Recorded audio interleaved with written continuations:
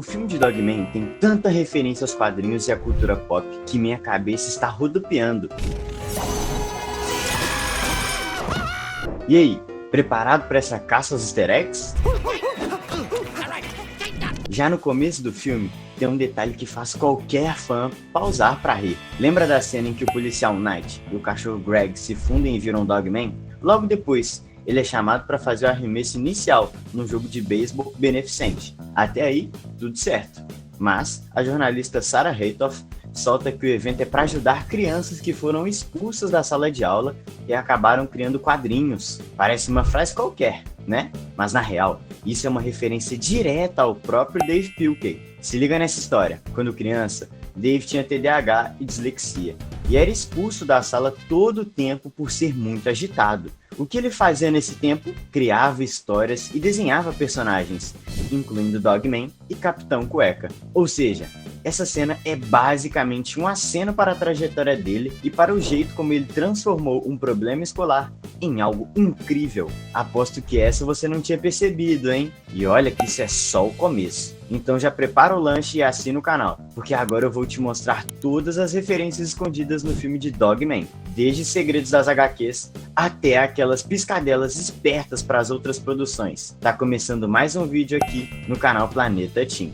Se tem uma coisa que o filme de Dogman fez muito bem, foi juntar vários arcos de quadrinhos e transformar tudo em uma história única e bem amarrada. E um dos arcos que mais se destacou nessa mistureba foi o do Flip, o peixe mecânico com poderes psíquicos. Lá no começo do filme, ele aparece de um jeito bem inusitado. O chefe tem um aquário na gaveta com um peixe morto dentro. E esse peixe, meus amigos, é o Flip em pessoa.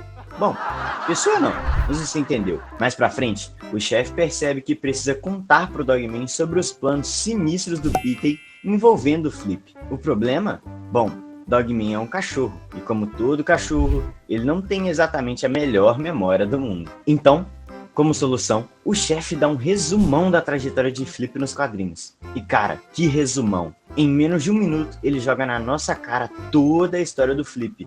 Desde quando o Dogman deu o peixe de presente pra ele, passando pelo momento em que o bichinho comeu muito farelo cerebral e virou um gênio, até a hora em que foi congelado. Eu juro que esperava ver essa história do Flip no filme, mas com certeza não desse jeito. Só que, pensando bem, foi uma sacada genial. Você também virou fã de Dogman? Então mostre sua empolgação com a hashtag Dogman nos comentários. Se tem um coração batendo forte dentro do filme de Dogman, esse coração é a história de Pitey.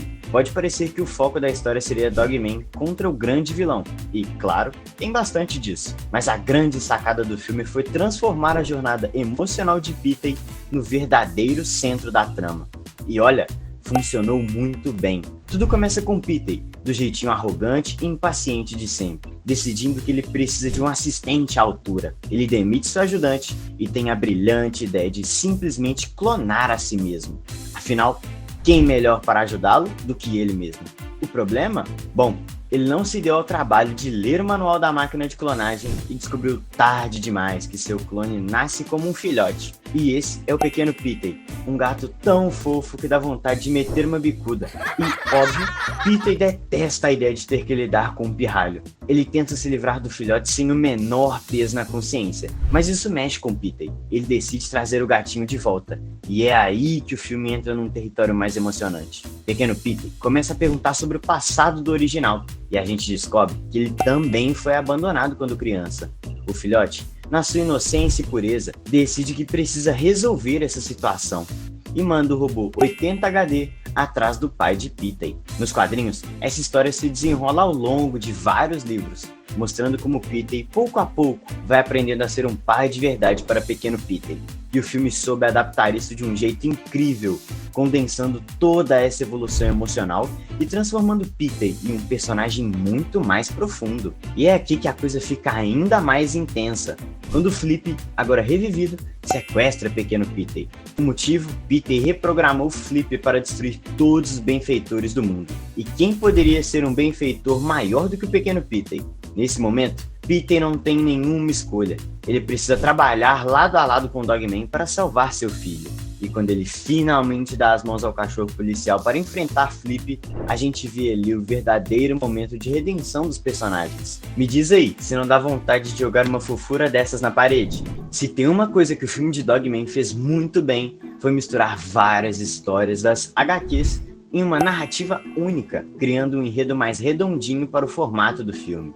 Afinal, adaptar cada livro individualmente seria complicado, já que cada plano mirabolante de Pitey não afeta apenas Dogman, mas também outros personagens, que têm suas próprias histórias acontecendo ao mesmo tempo. A solução foi fazer como a maioria das aventuras dos quadrinhos já tivesse acontecido. E um detalhe genial que mostra isso é quando Pitey começa a virar as páginas de seu caderno, mostrando todas as ideias de vilania que não deram certo. Sim, cada página desse desenho representa uma história completa que já foi contada nos quadrinhos. O começo do filme adapta quase literalmente o primeiro capítulo do livro. Pitey constrói um aspirador de pó gigante e Dogman precisa impedir o caos. Mas, depois dessa introdução, o filme dá uma acelerada, e é aí quando rola um festival de referências escondidas. Nós vemos Pitey tentando outras invenções malucas, sendo algemado, escapando da prisão, e olha quem aparece ali dentro, Big Jim, um personagem recorrente que está ganhando destaque nos livros mais atuais. Logo depois, entra um detalhe importante. A prefeita se irrita e quer Dogman fora do caso, pois sua reputação está sendo prejudicada. Nos quadrinhos, ela é uma grande vilã corrupta, cheia de planos malignos para a cidade. Mas no filme, essa trama foi deixada de lado, e em vez disso, o vilão secundário que assume o protagonismo na ameaça principal é Flip, uma escolha que fez total sentido para a narrativa do filme, mantendo a história dinâmica e cheia de ação. Acha que tem pouca referência em Dogman? No card ali em cima separamos um vídeo com mais referências para você assistir depois que terminar esse. Se tem uma coisa que Dave Pilkey adora fazer é colocar piadas e referências aleatórias em Dogman. Um exemplo disso está na lista de planos falidos de Pitey. Entre tantas ideias malucas tem uma chamada Ame ou Encoleire, que é uma referência ao programa canadense de reformas, Ame ou Deixe. Por que ele escolheu referenciar isso? Ninguém sabe. Mas esse é exatamente o tipo de piada aleatória que faz o humor de Dogman ser tão único. E dá pra saber como o autor é fã de cinema, porque tem muita referência a filmes clássicos em Dogman. Na luta final, Pequeno Pitey usa o robô 80 HD como uma armadura e no seu momento mais épico, ele solta a frase Flippy-ki-yay, Flippy Flipper. Se você já assistiu filmes de ação dos anos 80, com certeza sacou essa. É uma referência direta a Duro de Matar. Nosso pequeno herói está imitando a icônica frase do John McClane. Bom, não podemos falar o resto aqui, mas acho que você entendeu. Outra referência a um clássico da ação é quando Flip está caçando o pequeno Pitey dentro da armadura robótica. Ele começa a chamá-lo de Robocop. Essa é uma referência bem direta, afinal, todo mundo conhece o policial ciborgue mais famoso do cinema. Mas tem outra referência mais sutil. O slogan usado para Dogman no filme é parte cão, parte homem, é herói completo, que é a versão da frase do trailer original de Robocop. Meio homem, meio máquina, é herói completo. E para fechar, nós temos uma referência a um clássico dos anos 70, Os Selvagens da Noite. No meio do confronto final, Flip provoca pequeno Pitey, dizendo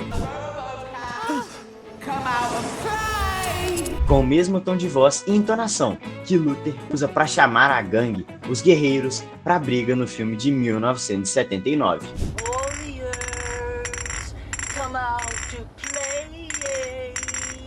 Já assinou o canal? Então aproveita aí para assinar. E não se esquece do sininho, viu?